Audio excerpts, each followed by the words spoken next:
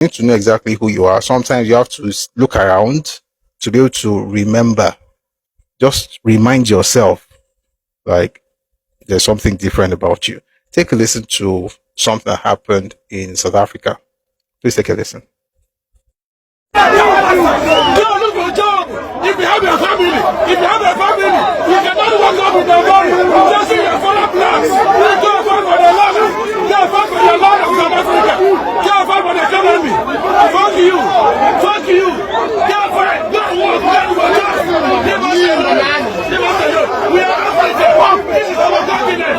We are Africa. This is our continent. Yes, we are Africa. This is our continent.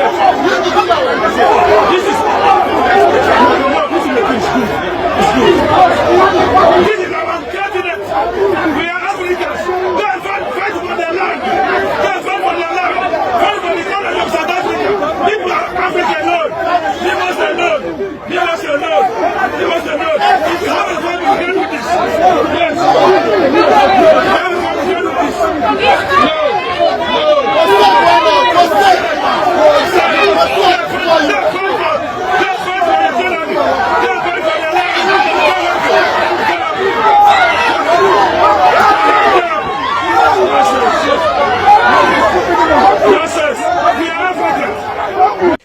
Efiniwa.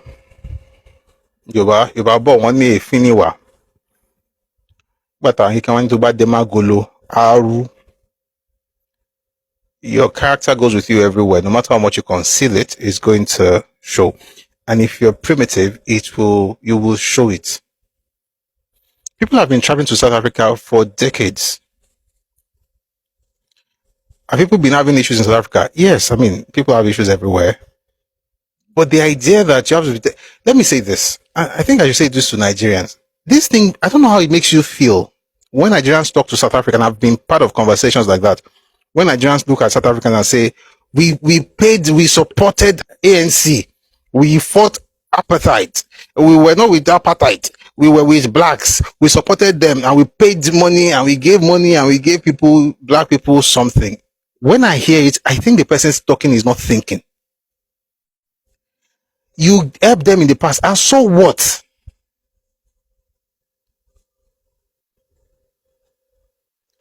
Tó bá máa ṣoore fún yàn tó bá lóṣó tì tó wá ń ṣìrègùn kí wá ní ìwúlò oore tó ṣe fún. In other words, the reason the person has to allow you break laws or flout laws in his country is because you helped his father when he was fighting the white people in South Africa. What does that mean? And I've heard some, to be honest, it's a particular part of Nigeria, the way they come from, where they're always talking about the fact that Nigeria supported them. Of course we did. But we didn't do that we didn't pay in advance for stupidity, like, oh, we have paid though, so sometime in the future, our children will come to your country and misbehave, but don't say anything because we helped you. Like, what's that? Everywhere in this world, you hear these things and you're wondering, these are the people that I'm not mentioning any group, but you can fill in the gap. There's a pastor, he has a following in a part of Nigeria, which I won't mention. But when you start talking, you know where he's from. He has this fantastic thing to say. Rather than fixing the issue in South Africa, they have this vision of what Nigeria should look like. Take a listen, please. Lie down. Am I communicating here? Yes, I hear you. They know the worth and the value of average Igbo. One Igbo man is equivalent to 500 Hausa man. I hear you.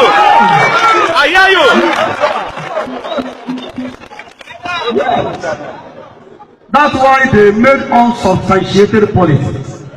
Had it been one Igbo man is equal to 500 Hausa man. Lied on. And one of those Igbo men who are bigger than 500 Hausa men had something to say on Channels TV. It was on Arise. This is one of the people that is trying to become the governor of one of their states, Anambra to be precise. Take a listen to this fantastic person who, according to their pastor, is equal to 500 Hausa men. Take a listen, please. Factories in Anambra State said there are fresh incidents of violence and encroachment on farmlands. First, what is your assessment of the rising cases of baby factories and illegal adoption rings in Anambra State? Oh, honestly, let me tell you this. I say things in national television and later someone can say it's not true. Nobody have more number of factories in Anambra State than myself and my family. And on that note, I'm telling you right now, I can't remember in recent times once telling you there are many industries spranging up in Anambra State. No, insecurity had killed one of the factories. You know, as a matter of fact, my factory is under lock key because they kidnapped my 6 expatriates. And then the rest, I used to have 70 some of them, 70 something of this people working for me. The place is under lock and key. The aluminum cementing company was supposed to, bring to stream for the past few years. I have not. We lock it down because we cannot be able to run it. The Radisson Hotel there in Anambra State belongs to us also. All right. So what I'm trying to say is that we love Anambra State, we're investing there. But what nobody can tell you that people are taking over because the factory are struggling. All right, let me put you on hold while we go for this break. And when we return, we'll continue this conversation. Normally, I'm going to chalk that down to maybe you didn't hear what was said. You normally will say, oh, maybe the person didn't hear, so he now said something different. And that's what I would say when I'm talking to a human being like myself. But apparently, this person one of them is more than 500 Hausa people. So apparently, it's a very it's another realm, and in that realm, it's different there. You know, so maybe I'm not there yet, so I have to respect myself. And then one of them, also a young man who is also apparently better than all of us, has this fantastic thing to say. Again, take a listen, please. 10 Igbo man is equivalent to 1,000 Yoruba men. Carry 1,000 Yoruba men, put for desert, come back in the next 10 years, that place still be desert. But carry 10 Igbo men, put for desert, come back in the next 5 years, they go turn that desert to Dubai. How it all started, watch till the end. Wetin Igbo even do some people sell for this country? Wetin Igbos even do some people? Monkey go come out, Igbo. Goat go come out, Igbo. Fowl go come out, Igbo. Tolo go come out, Igbo. Wetin Igbos even do now? 10 Igbo man is equivalent to 1,000 Yoruba men. Carry 1,000 Yoruba men, put for desert, come back in the next 10 years, that place still be desert. But carry 10 Igbo men, put for desert, come back in the next 5 years, they go turn that desert to Dubai. How it all started, watch till the end. Am I living in Nigeria? Because I live in Nigeria. I didn't know there was a Dubai in Nigeria because you carry 10 Igbo man. 10 Igbo man is more than 1,000. You shall get his point, Abby. Mm-hmm. But if you now have Yoruba men put inside desert, maybe my math is not mathing. So if you put Yoruba men inside desert, it should still be a desert after 10 years. But if you put Igbo man inside desert, it will become Dubai. Yet, every time I see the migration patterns, it's folks from the southeast moving to Yoruba land. Are they trying to come and build the Dubai in Yoruba land? Is it that the desert is in Yoruba land? You know, we are learning. So maybe I will get it because I don't get it. I don't get it. Anyway, it's just nonsense. What he's saying, rubbish. If they can build Dubai right now, the world should be going to the southeast. Somebody say lie down. I feel lie down. No, you can build Dubai. You should build it in the southeast. You cannot be shouting Dubai. You can build it. You are better than everybody. But when you look at your home, there's nothing to write home about. Don't leave me. Don't leave me. Don't leave me. When you look at your home, it is nothing to write home about. At this point, I have to put on my poetry cap. But speaking of Dubai and building Dubai, while people are saying they are better than others, I mean, everybody, so he has a right to say whatever he wants to say, even if he lands him in trouble. And at this rate, call on my show. But while they are doing all these things, making themselves happy, something great happened in the western part of Nigeria a couple of days ago. Coleman Wires and Cables inaugurated Africa's largest fiber optic manufacturing facility. And I think it would be nice for you to listen to this. This is on TVC News. Africa's largest fiber optic facility. And which region? Where do you find that in Nigeria? It's Yoruba land, boys. It says it's not Dubai yet, sha, but we're trying. We'll get there, like Baralong. But take a listen to this, please. Coleman Wires and Cables has commissioned Africa's largest fiber optic. Coleman Wires and Cables has commissioned Africa's largest fiber optic manufacturing facility alongside the continent's first fiber reinforced plastic production factory. The event also marks the company's 50th anniversary, a golden milestone in its journey of innovation and excellence. Government officials gather to celebrate the landmark. Stakeholders, captains of industry and government officials gather to celebrate a landmark achievement set to redefine Nigeria's fiber optic landscape. The unveiling of Africa's largest fiber optic manufacturing facility and the first fiber reinforced plastic production factory on the continent. This world-class project is expected to strengthen Nigeria's digital economy while serving the broader African market. To be able to deploy that fiber, we will need to train a lot of young people. And we're already talking to Coleman and the American partner, Conin, to see how we can actually bring 5,000 young people from all over the country to learn about fiber optic cable, to learn about how to handle it, how to slice it. This expanded fiber optic facility signifies that our continent's digital revolution will increasingly be powered by solutions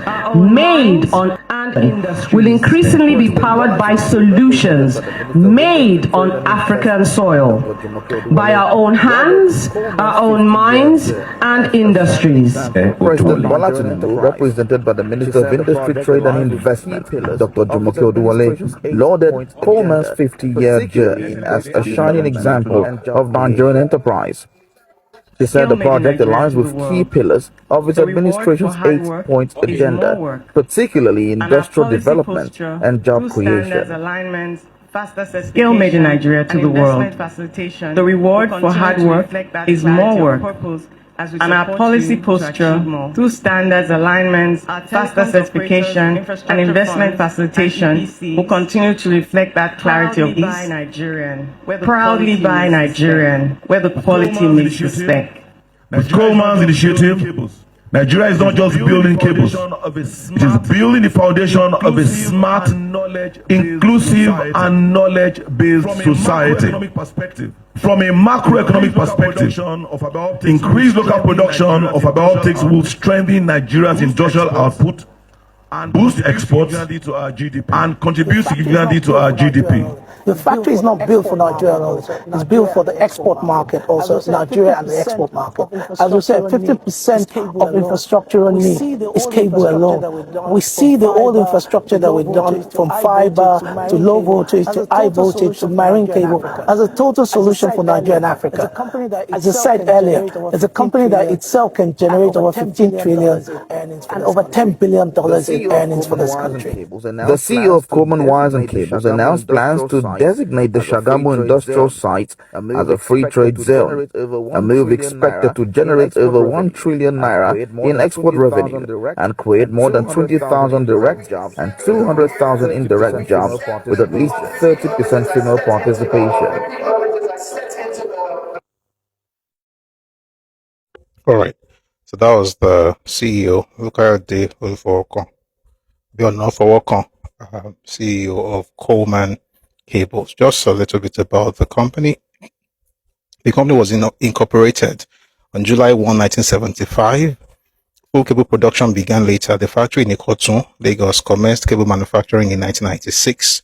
Over the years, the company expanded its facilities and they now have a large factory in Arepo, Ogun State, and later expanded into Shagam with a medium voltage cable plant. It now brands itself as one of the largest cable manufacturers in sub-Saharan Africa, with broad product lines, multiple plants, and strong recognition. In October 2025, this month, just a few days ago, Coleman marks 50 years since incorporation with a major event. As part of the celebration, Coleman commissioned Fiber Optic Cable Factory 2 at its Shagamu site. The company described the 50-year milestone as a demonstration of service, commitment, growth, and sustainable innovation. And we are very happy that the company would reach that rare milestone of a golden jubilee as a company.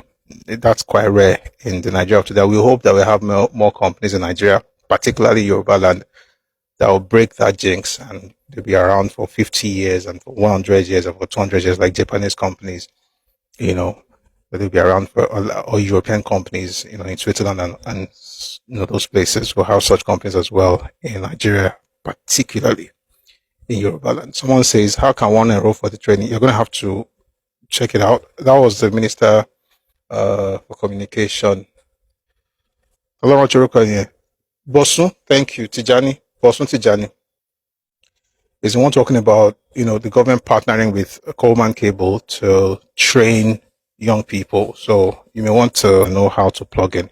But it's just important to, while of course I was laughing about the old 10 men have more than 1,000 Yoruba men, but in reality we see that things are changing and we are experiencing growth. And Ekiti State also is recording, you know, has recorded the highest growth of state IGR in 10 years. Ekiti State records the highest growth of state IGR in 10 years. That's from 2015 to 2024.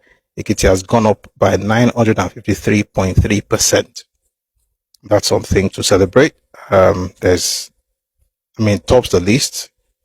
All states are there, but Ekiti State has grown the highest in the last 10 years.